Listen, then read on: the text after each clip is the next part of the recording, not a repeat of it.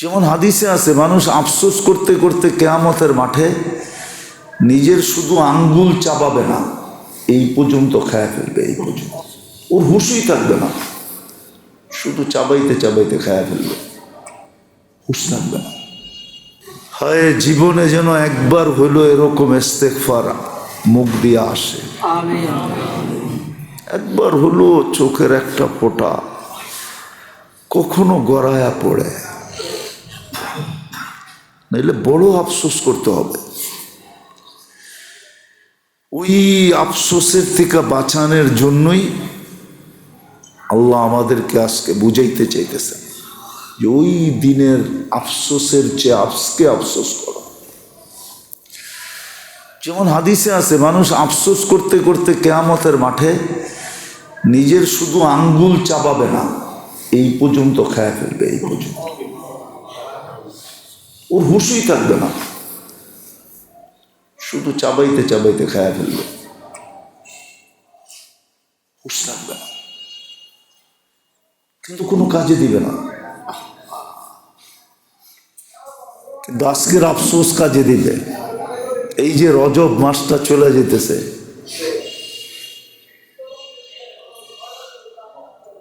সামনে শাবান মাসটা আসতেছে, রজব পড়ায় অর্ধেকের বেশি চলে গেছে, অর্ধেকের বেশি চলে গেছে না, 2 ভাগ চলে গেছে, 20 দিন হয়ে গেছে। এই যে চলে গেছে, এই মাসটা আমার জন্য আফসোসের কারণ হবে। সামনে রমজান যদি আল্লাহ পাওয়ায় দেয় আমাদেরকে, এই জন্য মেরে দোস্ত আসেন, বুদ্ধিমানের পরিচয় দেই, আফসোস করার আগে আফসোস করি।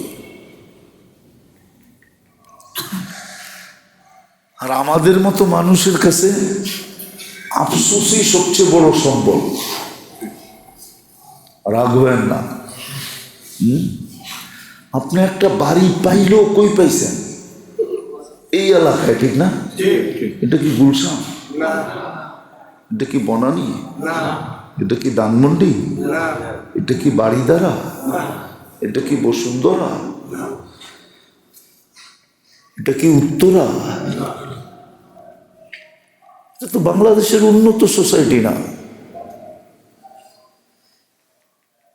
আপনি নাগরিকের লিস্টিতে যায় দেখেন, আপনার নাগরিক লিস্টির সুবিধায় আপনি কত নাম্বারে আছেন। মাঝে মাঝে অফিসে যায় খোঁজখবর নিয়েন, খালি বাড়িওয়ালার বাপ দেখায় চলেন না। রাখবেন না আমার কথায়। আপনি যাই লিস্টিতে দেখেন যে আপনি বাংলাদেশের কয় নম্বর নাগরিকের লিস্টিতে আছেন, আর বাকি যারা ভাড়াটি আমগো তো কোনো স্থানই নেই, কোনো লিস্টই নেই, কোনো সিরিয়ালই নেই, ঠিক না? আমাদের তো সবচেয়ে বেশি ইস্তেগফার করা দরকার। আমাদের তো আসি পুঁজি একটা, আমাদের কাছে পুঁজি কি আছে? একটা। কয়টা? সেটা কি ইস্তেগফার। আমাদের কাছে তো আর কোনো পুঁজি নাই। আমাদের কাছে তো কোনো পুঁজি নাই। কামাইলে চুলা জ্বলে, নাইলে জ্বলে না। বাড়িওয়ালার তো তারপরও ভাড়া দিয়া চলে, আপনার আমার কি দিয়া চলে? আমাদের কাছে তো আসি একটা, তারপরও কেন পড়তে চান না? কেন ইস্তেগফার করতে চাই না? কেন আফসোস করি না? তো একদিন মানুষ আফসোস করবে, আজকেও আফসোস করে, কিন্তু দুনিয়া হারায় গেলে আফসোস করে, সুযোগ হাত থেকে চলে গেলে আফসোস করে,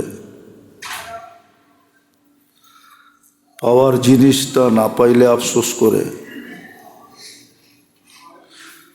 কোনোটা হাতের থেকে ছুটা গেলেও আফসোস করে। ছোটবেলা দেখতাম বর্ষিতে যখন মাছ শিকার করতে যেত, তো যেই মাছটা ছুটা যেত ওটার জন্য বড় আফসোস হইত যে হায় মাছটা অনেক বড় ছিল, ছুটা গেল। আজকেও আফসোস করে। খুব মনোযোগ দিয়ে বসতে হবে, তাইলে কাজে দিবে। একদিন মানুষ আফসোস করবে। জিন্দেগি নিয়ে, জীবন নিয়ে মানুষের আফসোস হবে। এই জন্য আল্লাহ রসুল সুস্পষ্ট বুঝাইতে চেয়েছেন যে আফসোস তুমি করবে, কিন্তু কিন্তু কিছু আফসোস আছে যদি আজকে করা যায় তাহলে বড় দামি হবে, বড় দাম পাবে, বড় মূল্য পাবে। কিন্তু একদিন আফসোস করবে, ওই দিন কোনো মূল্য পাবে না, ওই দিন কোনো দাম হবে না। এই জন্য হাদিস বুঝাইতে চেয়েছে, সুস্পষ্টভাবে বুঝাইছেন, ইগতানিম খমসান কবলা খমসিন। নাহলে 5 জিনিস তোমাকে বড় আফসোসে নিক্ষেপ করবে, আফসোসে ঢালবে, আফসোসের কারণ হবে। 5 জিনিসের কারণেই তুমি বড় অনুতপ্ত হবে, কিন্তু ওই দিন আফসোস, অনুতপ্ত কোনো কিছুই মানুষের কাজে দিবে না। কিন্তু হ্যাঁ, আজকে যদি আফসোস করে, মূল্যায়ন করে, তাহলে এই উম্মতের আফসোসও আল্লাহর কাছে মূল্য রাখে। যদি আফসোস মূল্য না রাখতেন তাহলে কেন আল্লাহ এই ঘোষণা কেন দিতেন? ফালাম্মা তায়াক্কানতা বিল বাওয়ার ওয়া দানানতা আন্নাকা মিন আহলিন নার, এটা কেন বলতেন? যে তোমার আফসোসের কারণে, তোমার অনুশোচনার কারণে, তোমার চিন্তিত হওয়ার কারণে, তোমার ব্যথিত হওয়ার কারণে তোমাকে আমরা এই পুরস্কারে পুরস্কৃত করব, এই কথা কোনোদিন বলতেন না। বিধায় যেটা বুঝাইতে চেয়েছিলাম, একদিন কিন্তু আমরা আফসোস করব। আমাদের জীবন আমাদের আফসোসের কারণ হবে। জীবনটা নিয়ে আফসোস করব, দেহটা নিয়ে আফসোস করব। প্রত্যেকটা জিনিসই মোটা মোটা 5টা বলছেন, এই 5টার ভিতরেই সবগুলা ঢুকানো আছে। যেমন হাদিসে আসছে, হায়াতুকা কবলা মৌতিকা, জীবন একদিন আফসোসের কারণ হবে। যদি আজকে আমি এটাকে নিলাম, এটাকে মূল্যায়ন না করলাম, তো জীবন আফসোসের কারণ হবে। এই জন্যই আল্লাহ এই উম্মতকে সুযোগ দিছেন। কণ্ঠনালীতে রু আসার পূর্ব মুহূর্ত পর্যন্ত এই উম্মতকে সুযোগ দেওয়ার কারণেই এটা। অপেক্ষা করার কারণেই এটা। আল্লাহ অপেক্ষায় থাকেন। যদি অপেক্ষায় না থাকতেন তাহলে এই কথা বলতেন না, ইন আতানি লাইলান কাবিলতু। সারাদিন পার হয়ে যাওয়ার পরে যখন রাত্রে ফিরে আসে তো আমি গ্রহণ করে নেই, বুকে টাইনা নেই, বুকে তুলা নেই। আবার এটা বলতেন না, ইন আতানি নাহারান কাবিলতু। সারা রাত্র কেটে যাওয়ার পরে দিনে যখন আবার ফিরে আসে, আল্লাহর দিকে ফিরে, তো আল্লাহ বলেন কাবিলতু, আমি বুকে টাইনা নেই, আমি গ্রহণ করি। এটা কোনোদিন বলতেন না। এই জন্য আফসোস একদিন মানুষ করবে, খুব করবে, এক একটা জিনিস নিয়ে করবে। আর বললাম না কোরআনে এটা সুস্পষ্ট, ইয়া লাইতানিও আছে, ইয়া লাইতাহাও আছে।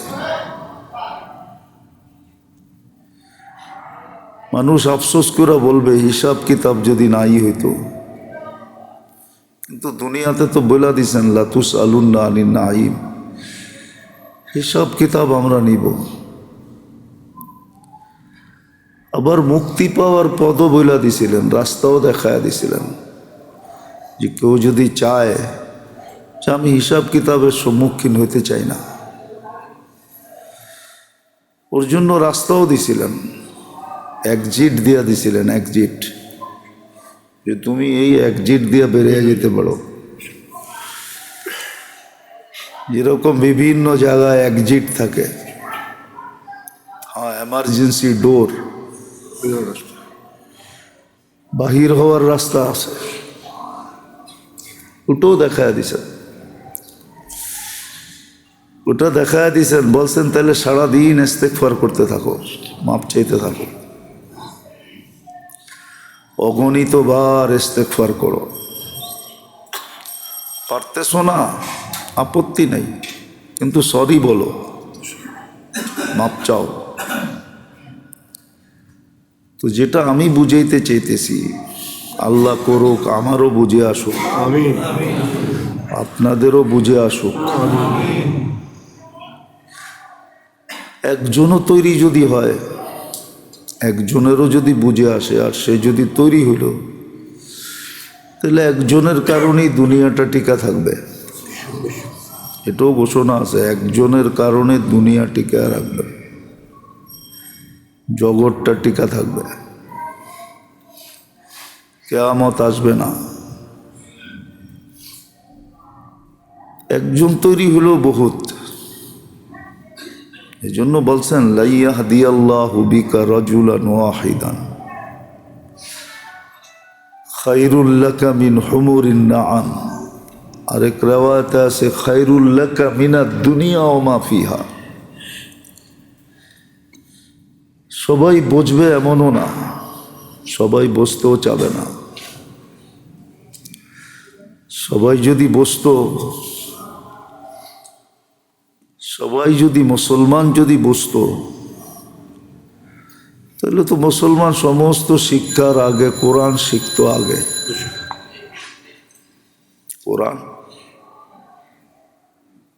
কোরআন আগে শিখতো, কেননা আল্লাহর কালাম। হ্যাঁ, অনেক সময় এরকমও বলে যে উনি যদি কথা বলে তো আমি বলবো, আবার এরকমও বলে উনি যখন বলছে তো আমি না বলে যাই কই।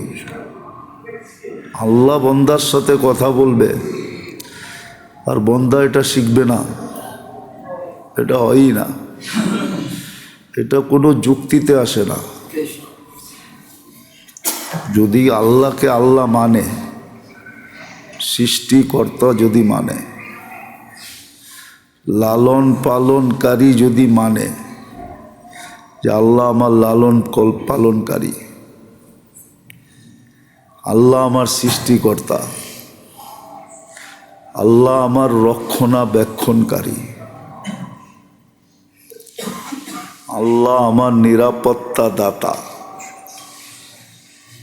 এরকম এই শব্দগুলা যদি মানে, তাইলে এটা কোনো মতে যুক্তিতে আসে না। সে কোরআন শিখবে না, শুধু পড়া শিখবে না, তর্জমা সহ শিখবে। নাইলে কি বললো বুঝবে কি করে? কি বললো বুঝতে হবে না।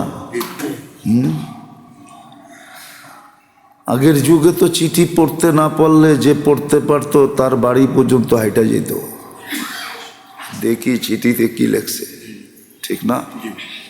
হ্যাঁ,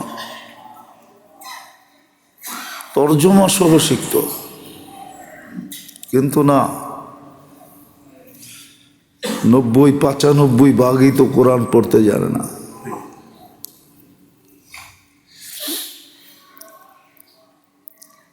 কিন্তু আরেকটা তো আরো বড় দুঃখের বিষয়, কোরআনরে তো মহব্বতও করে না। মহব্বত করলে, একদিন মনে হয় বলছিলাম যে ঘরে ঢুকলে টেলিভিশনটা প্রথম চোখে পড়তো না, কোরআনটা প্রথম চোখে পড়তো। কোরআনটা এমন জায়গায় সেট করতো, এমন সুন্দরভাবে সেট করতো যে মেইন দরজাটা খুললে যেন প্রথম কোরআনের উপরে চোখ পড়তো। এখন তো মেইন ডোর খুললে সর্বপ্রথম টেলিভিশনের উপরে চোখ পড়ে। সবার ঘরে টেলিভিশনটা এমন জায়গায় সেট করছে। আর আগে তো ছোট ছোট ছিল, বক্স সিস্টেম ছিল, এখন তো দেওয়াল সিস্টেম, পুরা দেওয়াল জুড়া লাগায় রাখছে। তো কোরআন মহব্বতও করে না। তো যেটা বুঝাইতেছিলাম, আল্লাহ করুক, বুঝে আসুক।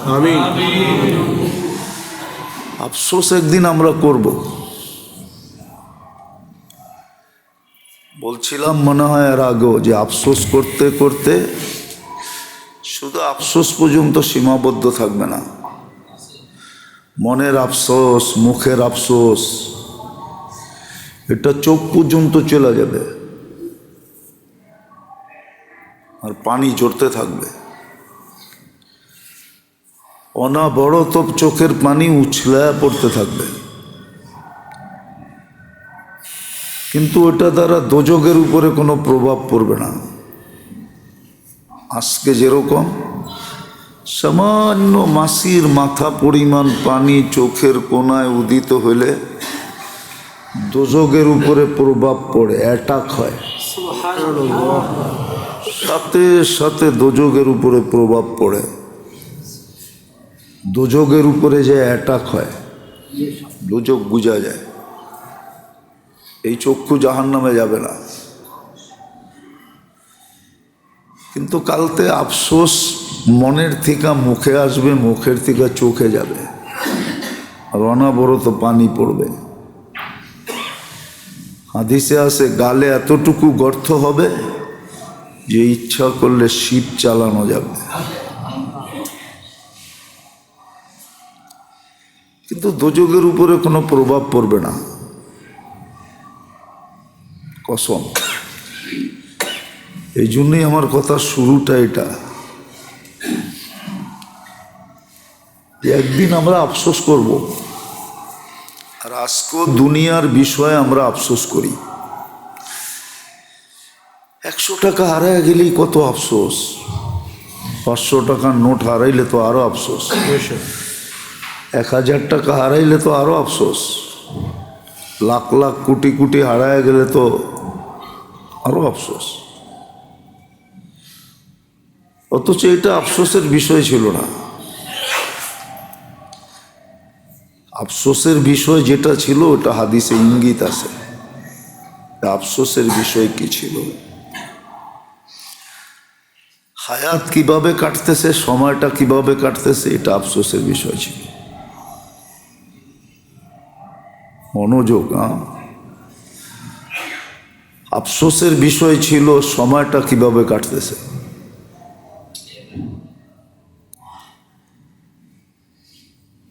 হায়াতুকা কবলা মৌতিকা, আফসোসের বিষয় ছিল, চিন্তার বিষয় ছিল যে আমার সময়টা কিভাবে কাটতেছে, কি কাজে কাটতেছে।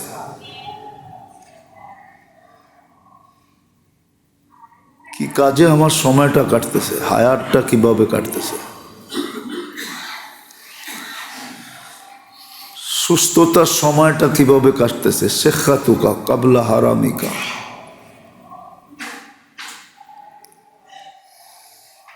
আবার যৌবনটা কিভাবে কাটতেছে, যুবকদের ভাবা উচিত যে যৌবন কিভাবে কাটতেছে।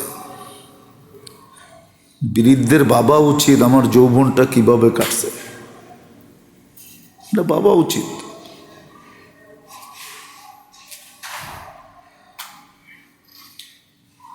ব্যস্ততাহীন সময়টা কিভাবে কাটতেছে এটা ভাবা উচিত। ব্যস্ততাহীন যে সময়টা এটা কিভাবে কাটতেছে এটা ভাবা উচিত ছিল, চিন্তার বিষয় ছিল, আফসোসের বিষয় ছিল। যদি উল্টা কাইটা থাকে তো আফসোস করলেই হতো। আজকে যদি একটু আফসোস করতো, হায় বলতো, হায়, হ্যাঁ হায় জলদি বলতো, হায় আফসোস যদি বলতো তাহলে বড় দাম হইতো। আফসোসটা তার পর্যন্ত সীমাবদ্ধ থাকতো না, ব্যাত করতে করতে করতে আরশ পর্যন্ত পৌঁছা যেত।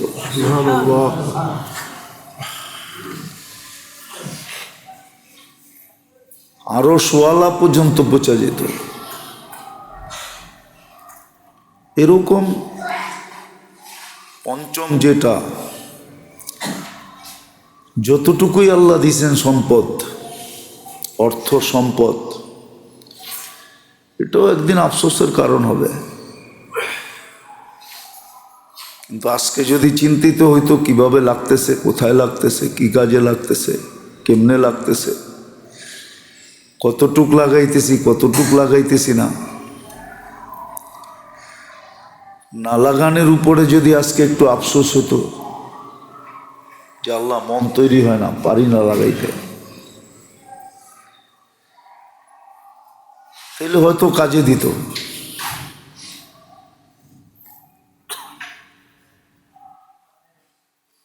এই জন্যই কথা শুরুটা ছিল এটাই, আফসোস একদিন করব।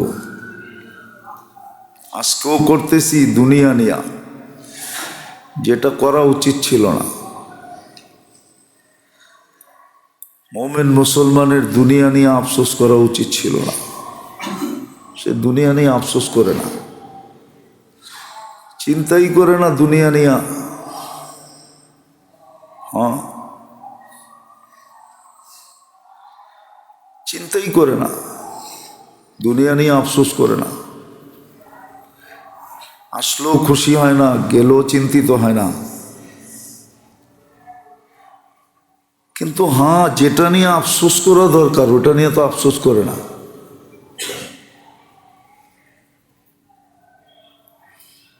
এই জন্য আল্লাহ কাজে লাগানোর জন্য ক্ষেত্র তৈরি করে দিয়েছেন। অনেক সময় মানুষ বলে টাকা তো আছে, লাগামো কই, টাকা তো আছে, ব্যবসা বাণিজ্য তো ভালো না, দেশের পরিস্থিতি তো ভালো না, কোন জায়গায় লাগায় লস কামো, বলে না? না, মনে হয় বোঝেন না বাংলা। টাকা আছে, অলস পুড়া আছে, কিন্তু ক্ষেত্র নাই, লাভজনক ক্ষেত্র নাই বা বিশ্বস্ত ব্যক্তিত্ব নাই। কার কাছে দিব? দেখতে তো সবাই বুজুর্গ মনে হয়, কিন্তু লেনদেন করলে বোঝা যায় কত বড় বুজুর্গ। দেখতে তো মনে হয় ওনার চেয়ে বড় পাগড়িওয়ালা দুনিয়ায় কেউ নাই, কিন্তু লেনদেন করলে বোঝা যায় কত বড় পাগড়িওয়ালা, ঠিক না? দেখলে তো মনে হয় কুতুব একবারে, কিন্তু আচার ব্যবহার করলে দেখা যায় কত বড় কুতুব, ঠিক না? আছে না বহুত মানুষ, দেখতে কুতুবের মতো মনে হয়। মনে হয় আব্দুল কাদের জিলানী রহমতুল্লাহ থাকলো ওনার মুরিদ হইতো, কিন্তু লেনদেন করলে দেখা যায় মাশাআল্লাহ। উল্টা কইলাম না, মাশাআল্লাহ কইলাম। লেনদেন করলে বোঝা যায় মাশাআল্লাহ, ঠিক না? সত্য এটাই তো, যেটা বুঝাইতে চাইতেছি। আল্লাহ করুক বুঝে আসুক। আল্লাহ ক্ষেত্র তৈরি করে দিছেন, আবার গ্যারান্টি যুক্ত ক্ষেত্র, ক্ষেত্রগুলা সব গ্যারান্টি দিয়া গ্যারান্টি দেওয়া। আর গ্যারান্টিটাও আল্লাহ স্বয়ং নিজে দিছেন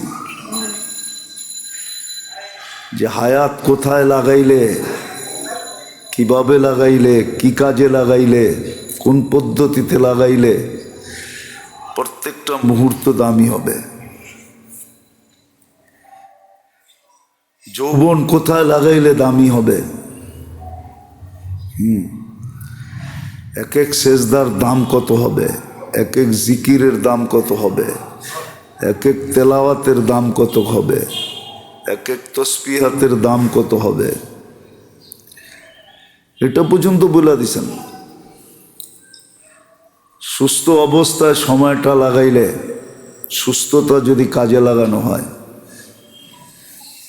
তাহলে কেমন দাম হবে ক্ষেত্র দেখাইয়া দিছেন, কোন ক্ষেত্রে লাগাবে।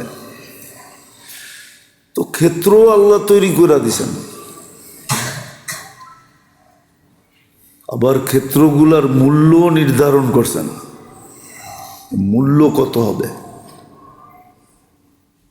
মূল্য কত হবে।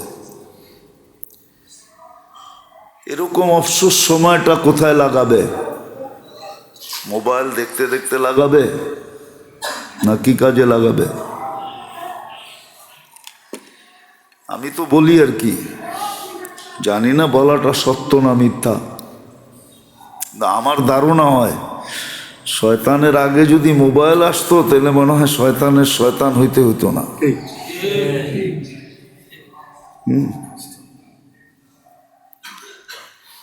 ওর আগে যদি মোবাইল আসতো আর ইন্টারনেট আসতো, গুগল আসতো, তাহলে মনে হয় ওর শয়তান হইতে হইতো না। অবসর সময়টা কোথায় কাজে লাগবে? আচ্ছা, কাজে লাগে নাই, কমসে কম যদি এতটুকু হইতো যে আমরা ইস্তেগফার করতেছি, আল্লাহর কাছে মাপ চাইতেছি যে আল্লাহ পারি নাই, ধোঁকার কারণে পারি নাই।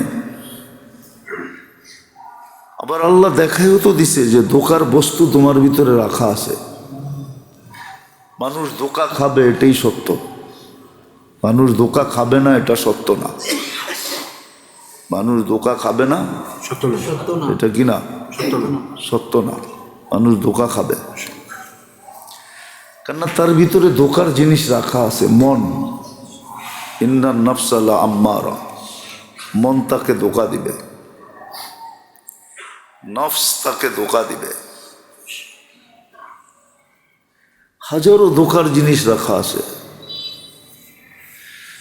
এই জন্য ইঙ্গিতও দিছেন, সুস্পষ্ট ইঙ্গিত, লা ইয়াগুররান্নাকুম বিল্লাহিল গারুর। ধোঁকার জিনিস কিন্তু চতুর্দিকে ছড়ানো ছিটানো, কিন্তু ধোঁকা খায়ও না, জেনে না ওটি সব ধোঁকা। দুনিয়া ধোঁকা, সব ধোঁকা, সম্পর্ক ধোঁকা। বলে দিছেন এক একটা এক একটা, কোরআনে সবগুলো সুস্পষ্ট আছে। হ্যাঁ, ধোঁকা যেন না দেয়, চিহ্নিত করে দিছেন, চিহ্ন লাগায়া দিছেন। জানতো না এই জন্য বোঝেনো না। মাঝে মাঝে অফিস আদালতে যায়েন, ওসির কামরায় গেলে তো দেখবেন শেষ যেই থানার ওসি, ওই থানার ম্যাপ লাগানো আছে তার পিছে। আবার ওই থানার ভিতরে কোন জায়গাগুলো বেশি ক্রিটিক্যাল ওইখানে মার্ক করা আছে, চিহ্ন দেওয়া আছে। ওইখানে লাল সবুজ চিহ্ন লাগানো আছে। আল্লাহ এরকম নির্ধারণ করে দিছে, আমাদেরকে চিহ্নিত করে দিছে। ওইখান থেকেই মানুষ শিখছে, নাহলে মানুষ শিখতো না, মানুষের শিখার সুযোগ ছিল না। আল্লাহ চিহ্নিত করে দিছে কোন কোনগুলা ধোঁকা, তোমাকে কিভাবে ধোঁকা দিবে এটাও বলে দিছে। এই জন্য মেরে দোস্ত ক্ষেত্র তৈরি করে দিছেন। যাতে আফসোস থেকে বেঁচা যাই, মূল্যায়ন করি আর আফসোস থেকে বেঁচা যাই। আর নাহলে যদি মূল্যায়ন না করলাম একদিন আফসোস করতে হবে। আমার আফসোস কারো কান পর্যন্ত পৌঁছবে না। হ্যাঁ, মানুষ তো মানুষই, সত্য এটাই। মানুষ মানুষকে বেশি দিন মনে রাখে না, আপনজনই আপনজনরে মনে রাখে না, আপনজনই আপনজনরে মনে রাখে না।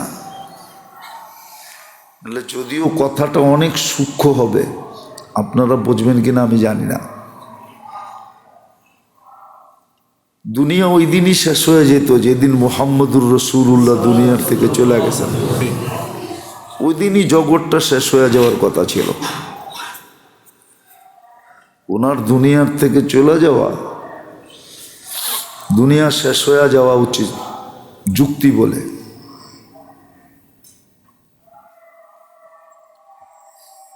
কেননা ওনার রহমতের কারণেই তো সব তৈরি। উনি ছিল, জগৎ রহমত পাইতেছিল, জগৎ রহমত থেকে বঞ্চিত হয়ে গেছে, তার থাইকা লাভ কি? জগৎ কিন্তু ওনার বিচ্ছেদ মেনে নিছে। আর আমরা ভুলেও গেছি নবীকে কতটুক স্মরণ করি আমরা। সারাদিনে 100 বার দুরুদ পড়ে না তো স্মরণ করে কোত্থেকা? কি পড়ে নাকি? কয়জন পড়ে? সারাদিনে 100 বার দুরুদ পড়ে না।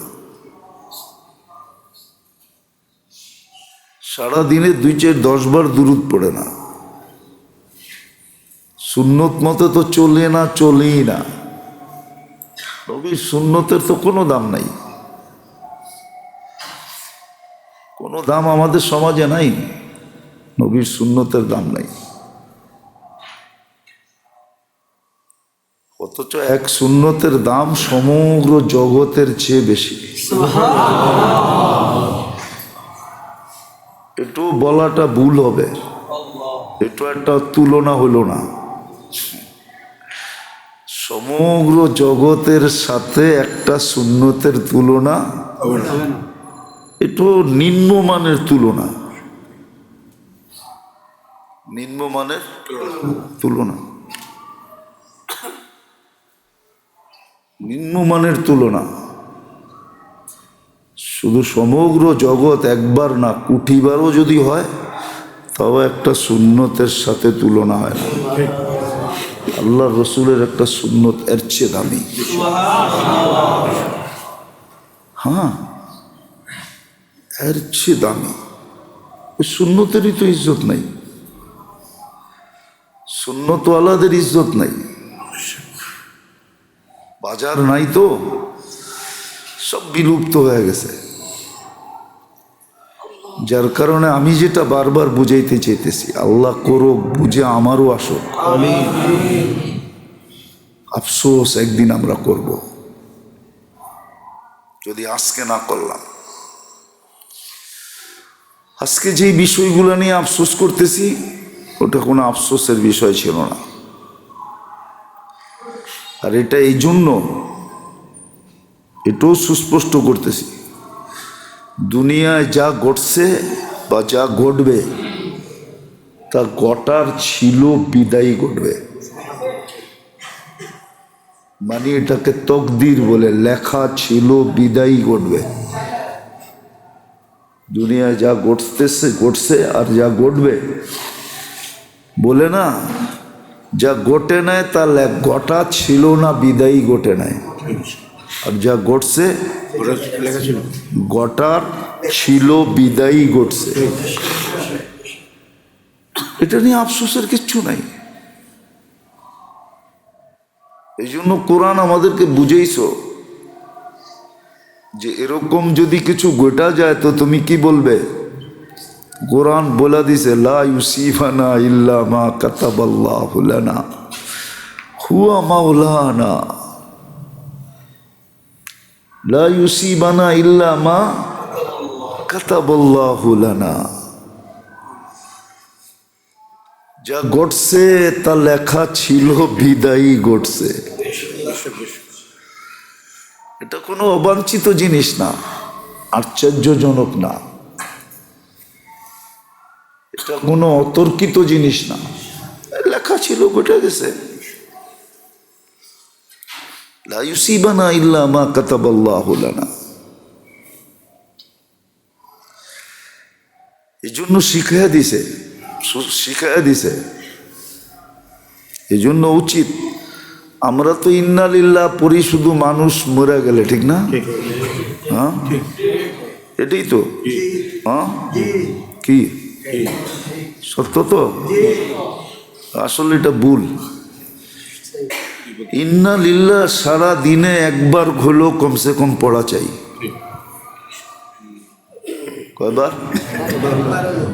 সারা দিনে একবার হলো পড়া চাই।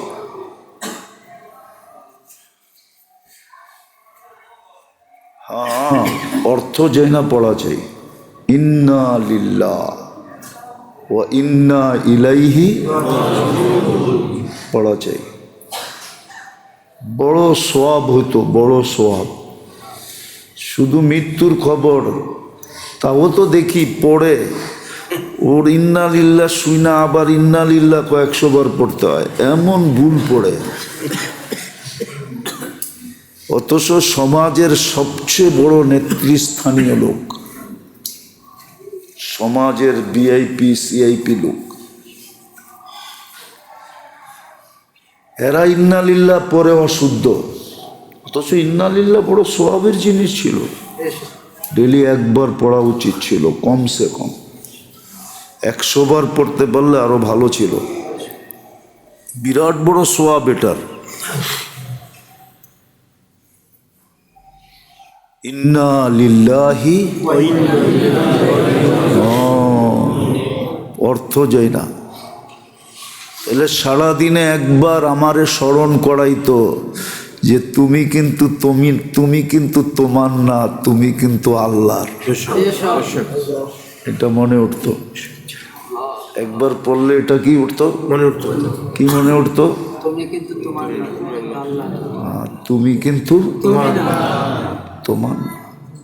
আমি কিন্তু আমার না, আমি কার? আল্লাহ।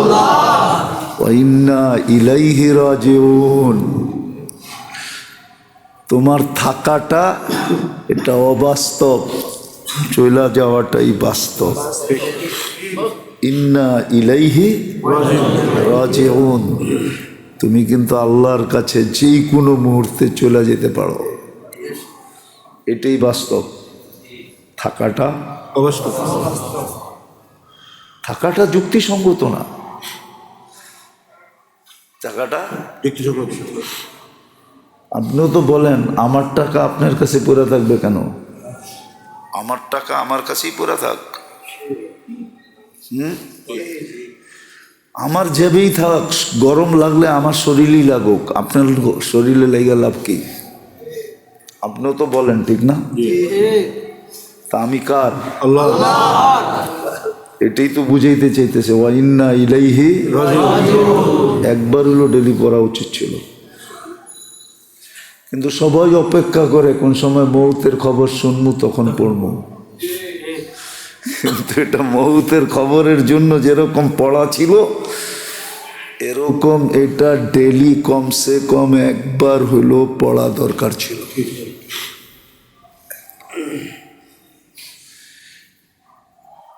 তাইলে এটা ডেলি আমাকে একবার স্মরণ করাইতো। কি স্মরণ করাইতো? আমি আমার, আমি কার? ইলাইহি, আমি যেই কোনো মুহূর্তে ওনার কাছে যেতে পারি। এই জন্য আমাকে মূল্যায়ন করা উচিত। আফসোস আজকে করা উচিত। এই জন্য আছে কিছু লোক ছিল, এখনো মনে হয় আছে, খুঁজলে পাওয়া যাবে, কিন্তু কোথায় যে পাওয়া যাবে এটাও জানি না। ওরা কোথায় লুকায় আছে জানি না। সচরাচর যাদেরকে দেখি এদের ভিতর তো দেখি না। কিছু লোক আছে যাদের মাথা সারাদিন নোয়ায় বসে থাকে, সারাদিন চিন্তা করতে থাকে, আফসোস করতে থাকে, সারাদিন আফসোস করে। এই জন্য আল্লাহ রসুলের সিফত ছিল মুতাওয়াসিলাল আহসান, 24 ঘন্টা চিন্তিত থাকতেন, দুঃখিত। আমরা বগরে বগ বলি, ঠিক না? আরবিতে বগ, বগরে কি বলে জানেন? এটা তো জানেন না। আরবিতে বগের শব্দ জানেন কি বলে? কি? মালিকুল হাজিম, দুঃখের বাদশা। ও যেরকম এক ঠ্যাং উঠায় মাথা নিচের দিকে দিয়া যে পানির মধ্যে দাঁড়ায় থাকে, মনে হয় দেখলে বোঝা যায় ওর মতো দুঃখিত কেউ নাই। এই জন্য আরবিতে ওর রূপরেখায় ওরকে বলে মালিকুল হাজিম, দুঃখের বাদশা। আল্লাহ রসুল সারাদিন মুতাওয়াসিল আল আহসান, সারাদিন দুঃখিত, মাথা কখনো উপরে উঠতেন না। হাসলেও মুস্কি হাসির উপরে যেতেন না। মুস্কি হাসি আসলে এটা হাসি না, এটা হাসি না। যদি এটাকে হাসি বলে, এটাকে বলে অপারগতার হাসি। হাসতে তো চাই না, কিন্তু একটু না হইলে আবার মানুষ কি বলবে, এই জন্য অপারগতার হাসি এলো মুস্কি হাসি। আল্লাহ রসুল সবসময় ব্যথিত থাকতেন, চিন্তিত থাকতেন। ওনার নিজের জন্য ছিল না, আমাদের জন্য ছিল। আমাদেরকে এই অভ্যাসে অভ্যস্ত বানাইতে চাইছিলেন, উম্মত যেন এই অভ্যাসে অভ্যস্ত হয়, উম্মত যেন ভাবার আগে ভাবে। এই জন্য কোরআনে ইঙ্গিতও আছে, হাদিসও আছে। ওমর রাদিয়াল্লাহু তাআলা আনহু খুব সুস্পষ্ট ইঙ্গিত দিছেন, হাসিবু ক্বাবলা আন তুহাসাবু।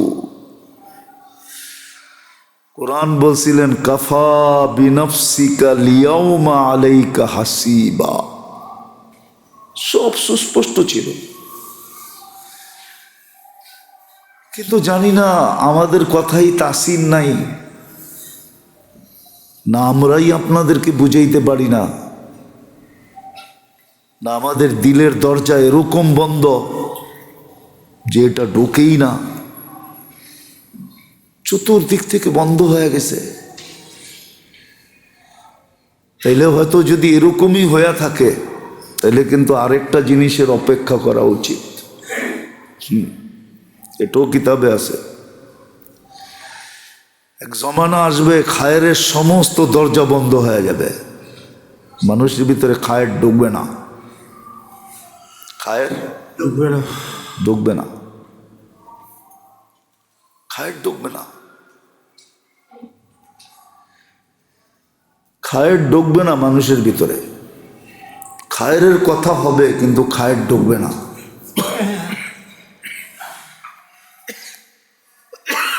খায়ের বুঝেন তো? আবুল খায়ের বুঝেন না, খায়ের ঢুকবে না। বললে অনেক কিছু বলা যায়, কিন্তু বলি না, বলে লাভ হবে কি? কবির কথাই তো সত্য, কিসসে কাহুঁ কোন শুনেগা কাবিলে সামে নেহি, কিসসে কাহুঁ কোন শুনেগা। বোঝেন উর্দু? একটু তো বোঝেন না, একটু একটু তো বোঝার দরকার ছিল, ঠিক না? কিসসে কাহুঁ কোন শুনেগা কাবিলে সামে নেহি। কাকে বলবো, কে শুনবে? শোনার মতো লোকগুলোও তো দেখি না, শোনার মতো লোকগুলোও দেখি না।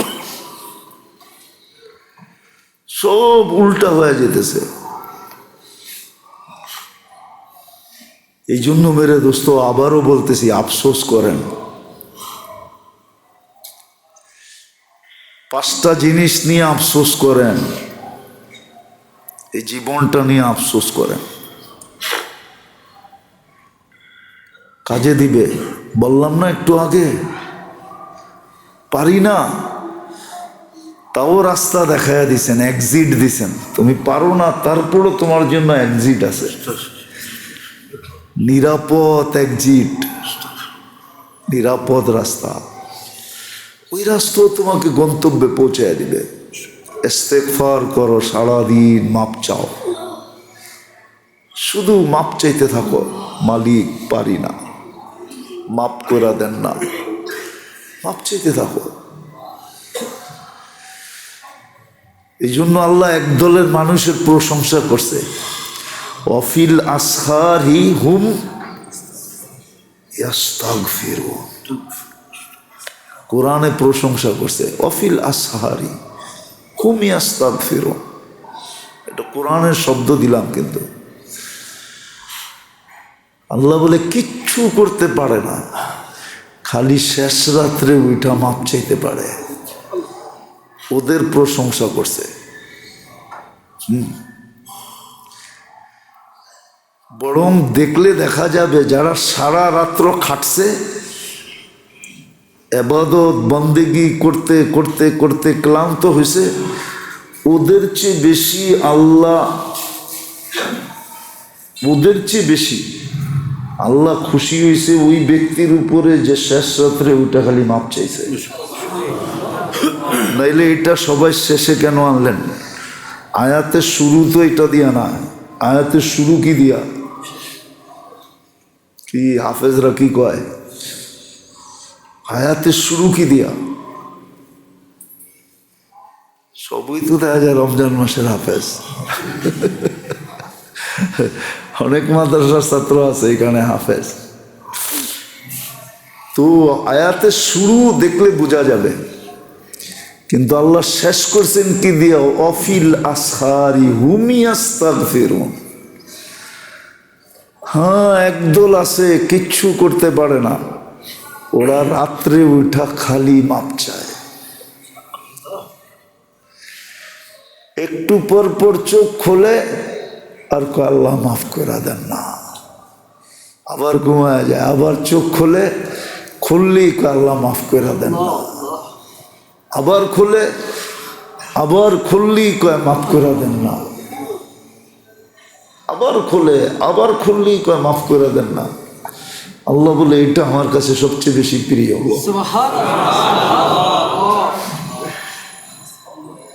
এটারও একটা কারণ আছে, এটারও একটা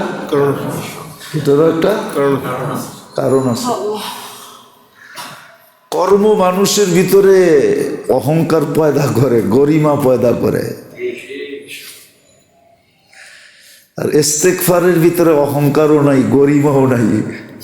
কেন? এটা তো শব্দটাই হলো সরি। কি সরি? কি এটা কখন বলে? আগেরটা সবই ভুল, আগেরটা পুরাই ভুল, আগেরটা পুরাই ভুল, এই জন্যই তো সরি।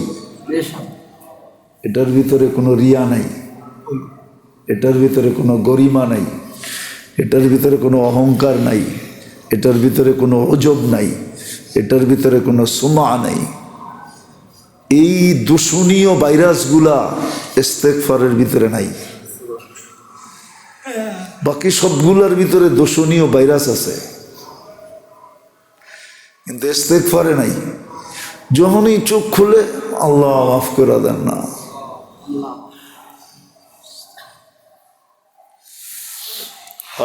এর জন্য খানদানি ভিক্ষুক 4 গুণ লাগে। কয় গুণ? 4 গুণ। খানদানি ভিক্ষুক বুঝেন? বাস্তবিক হয় কি ভিক্ষুক, 4 গুণ লাগে। সবার কাছে চাওয়া, কি সবার কাছে চাওয়া, সব সময় চাওয়া, সব জিনিস চাওয়া, সব সব জিনিস বোঝেন, এমনকি বিড়ির শেষ টানটা পর্যন্ত চাওয়া, যে আমারে বিড়ির শেষ টানটা দিয়েন। হ্যাঁ, আর সর্ব অবস্থায় চাওয়া, সুস্থ অসুস্থ। ঠিক ইস্তেগফার এরকমই। ইস্তেগফার আল্লাহর কাছে বড় পছন্দনীয়। এক্সিট দিছেন, নিরাপদ এক্সিট। পারো না, অসুবিধা নেই, মাপ চাও। তো যেটা আমার কথা শুরু ছিল, আল্লাহ করুক আমার বুঝে আসো, আমাদের বুঝে আসো। হায় জীবনে যেন একবার হইলো এরকম ইস্তেগফার মুখ দিয়ে আসে, একবার হলো চোখের একটা ফোঁটা কখনো গড়ায়া পড়ে, নাইলে বড় আফসোস করতে হবে। ওই আফসোসের থেকে বাঁচানোর জন্যই আল্লাহ আমাদেরকে আজকে বুঝাইতে চাইতেছেন যে ওই দিনের আফসোসের চেয়ে আজকে আফসোস করো। যেমন হাদিসে আছে, মানুষ আফসোস করতে করতে কিয়ামতের মাঠে নিজের শুধু আঙ্গুল চাবাবে না, এই পর্যন্ত খেয়ে ফেলবে, এই পর্যন্ত ওর হুঁশই থাকবে না, শুধু চাবাইতে চাবাইতে খেয়ে ফেলবে, হুঁশ থাকবে না, কিন্তু কোনো কাজে দিবে না। কিন্তু আজকের আফসোস কাজে দিবে। এই যে রজব মাসটা চলে যেতেছে,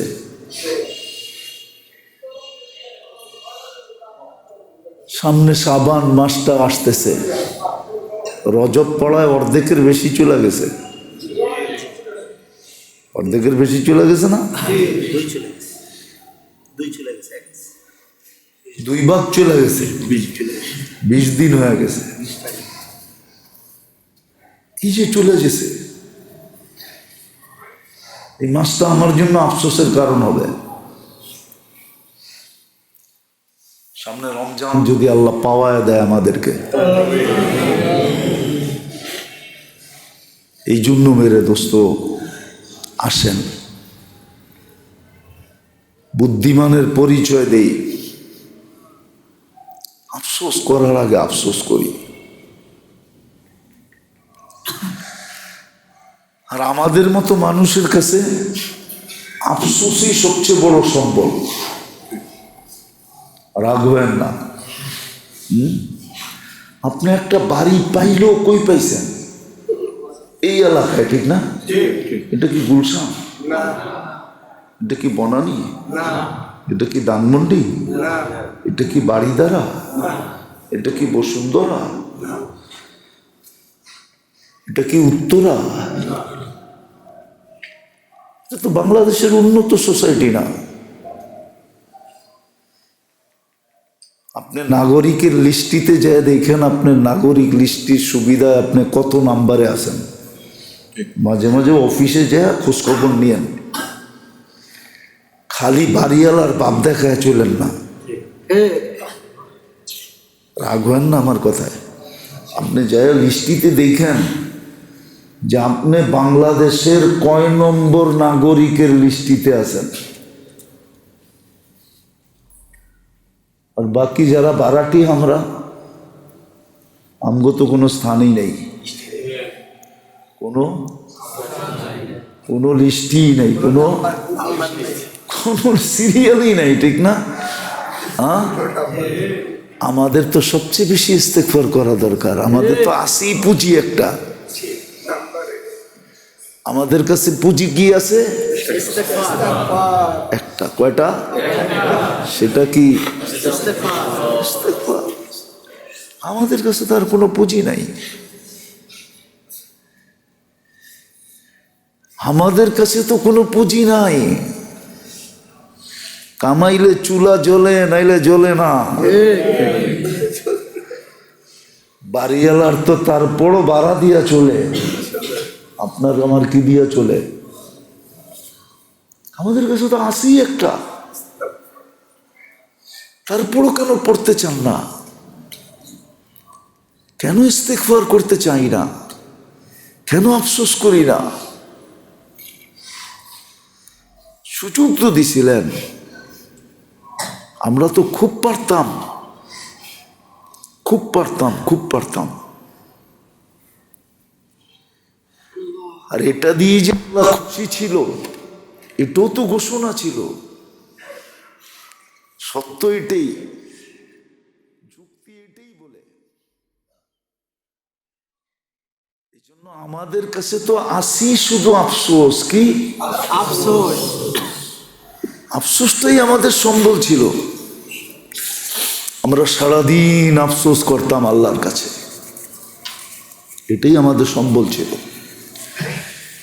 এটাই আমাদেরকে দিছিলেন যে অল্প দিয়া তোমরা পার হয়ে যাবে। কিন্তু আফসোস, না বুঝাইতে পারলাম, না আমরা বুঝতে পারলাম।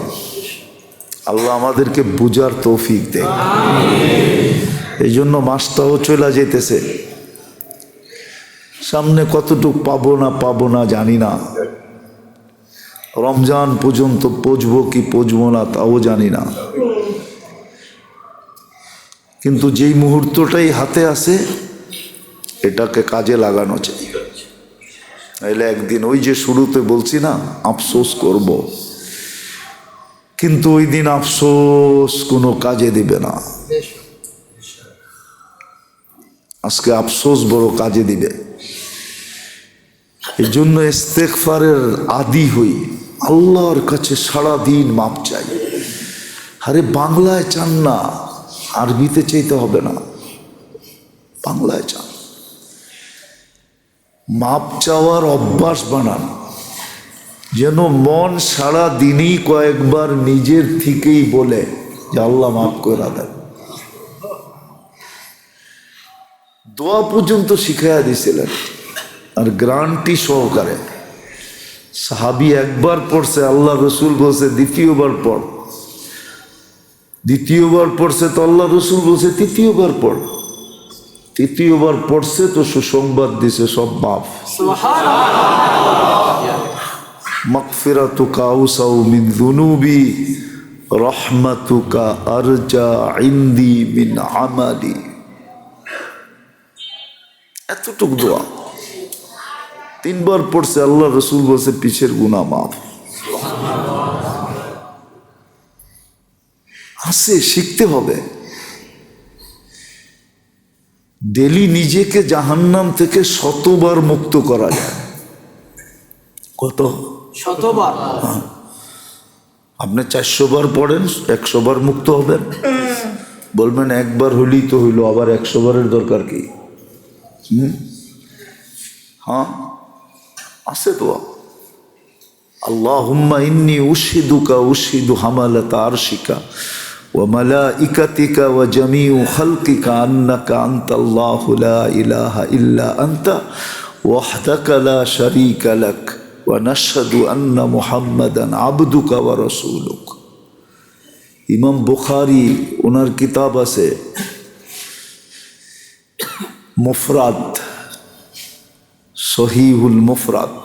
ওই কিতাবে এই দোয়া লেখছেন, একবার পড়লে 1/4 জাহান্নাম থেকে মুক্ত হয়। 4 বার পড়লে পুরাটা মুক্ত হয়ে যায়। 400 বার পড়লে 100 বার মুক্ত হইল। আমাদের মতো গরিবদের জন্য তো এইটাই দিছে আল্লাহ। এই আফসোসই তো দিছে, আর কিছু তো দেয় নাই। এটাই তো পুঁজি, এটাই তো কাজে লাগানো উচিত ছিল। যারা দুনিয়া পাইছে ওরা তো কমসে কম দুনিয়ার নিশা বুঝাইতে পারবে যে আমি তো নিশায় ছিলাম। আপনি আর আমি তো দুনিয়াও পাই নাই, কি দিয়ে বুঝাবো? আল্লাহ আমাদেরকে আমল করার তৌফিক দান করেন। খুব কাজে লাগাই, খুব কাজে লাগাই, খুব কাজে লাগাই, খুব কাজে লাগাই। এইখানে যত লাগাবো ইনশাআল্লাহ ওইখানে অত ভোগ করার সুযোগ হবে। আল্লাহ আমাদেরকে আমল করার তৌফিক দান করেন।